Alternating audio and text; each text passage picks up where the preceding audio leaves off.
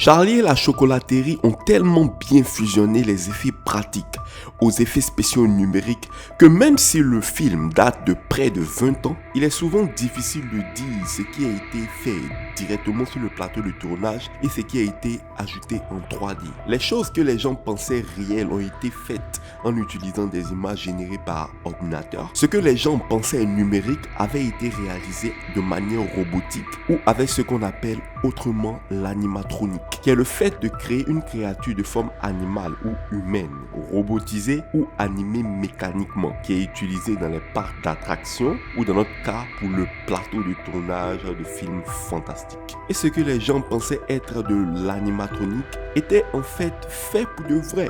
Prenez par exemple la salle de tri des noirs. Eh bien, c'est une de ces scènes qui semble 100% réelle. Mais au fond, vous vous dites sûrement que ça ne peut pas être le cas. Voyons sérieux là, les écureuils sont sauvages. Il n'y a aucune chance que vous puissiez tous les faire asseoir tranquillement sur le petit tabouret.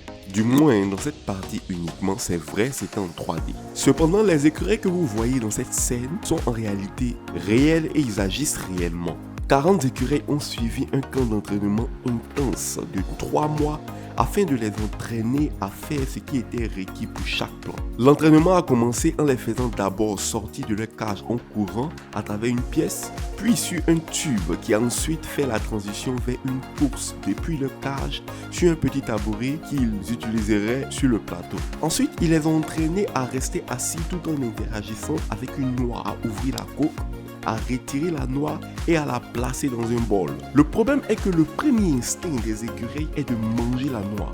Il fallait donc les empêcher de faire cela. Le plan était simple, les noix qu'ils ont utilisées étaient en fait du plastique et de l'acrylique dentaire. Quelque chose que les écureuils n'aiment apparemment pas. Et en moyenne, pour que chaque écureuil réussisse à ouvrir et retirer la noix sans essayer de la manger, cela a pris au moins 2000 répétitions. Cependant, même s'ils ont réussi à dresser ces écureuils pour réaliser ces différentes actions, il était toujours impossible de faire en sorte que tous les écureuils le fassent en même temps. Alors ils ont fabriqué 12 écureuils animatroniques avec toute une gamme de mouvements. Et donc ces faux écureuils dissimulés aux écureuils 3D rajoutés en post-production ont été positionnés en arrière-plan, comme vous pouvez le voir ici avec ce mangeur. En ce qui concerne l'attaque des écureuils, la plupart des plans ont été réalisés numériquement. Cependant, dans ce plan, les écureuils ont été entraînés pour courir jusqu'à la cible, puis sauter sur ses épaules et sur sa tête. Mais attention, les griffes d'un écureuil sont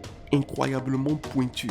Et donc, afin de protéger le visage de l'actrice, elle a porté un masque en latex sculpté à l'aide de photos de l'actrice comme référence. Tous les plans 3D et les plans réels ont été fusionnés, composés en post-production pour finaliser toute la scène. En ce qui concerne la salle de chocolat, elle était vraiment réelle. Un véritable décor physique construit sur le plateau de tournage. Le lac et la cascade de chocolat étaient également réels. En fait, des mois ont été passés à essayer d'obtenir la bonne couleur et la bonne consistance du chocolat liquide avant de produire un total de 1 250 litres. Dans cette scène où les Oompa Loompa parcourent le décor, en réalité, tous les Oompa Loompa sont complètement numériques, générés en 3D et ajoutés au plan réel. Cependant, à chaque fois qu'ils devaient tourner un plan où on doit bien voir leur visage, dans ce cas, ils sont en fait joués par un véritable acteur appelé Deep Roy. Afin d'avoir plusieurs versions de Deep Roy interprétant la danse dans différentes positions, l'équipe VFX a dû, dans le cas du plan statique, verrouiller la caméra, c'est-à-dire elle ne bouge pas, et faire plusieurs prises du même acteur dans différents endroits du plateau, donnant l'illusion d'avoir un peuple avec le même visage. Et dans le cas du plan dynamique où la caméra bouge, l'équipe a dû filmer le même acteur dans différentes positions en s'arrangeant pour réaliser exactement le même mouvement de caméra. Ce qui est uniquement possible en utilisant une caméra de contrôle du mouvement, qui est une caméra montée sur un chariot ou une plateforme spéciale dotée de moteurs afin que tout mouvement que vous effectuez puisse être enregistré avec précision puis répété autant de fois que nécessaire. Dans Charlie et la chocolaterie, il devait beaucoup répéter les mêmes mouvements. Ce plan à lui seul a nécessité près de 60 passages et pour réaliser toutes les scènes de la chanson Oompa Loompa, il a fallu 6 mois à 2 équipes et près de 3000 passages différents.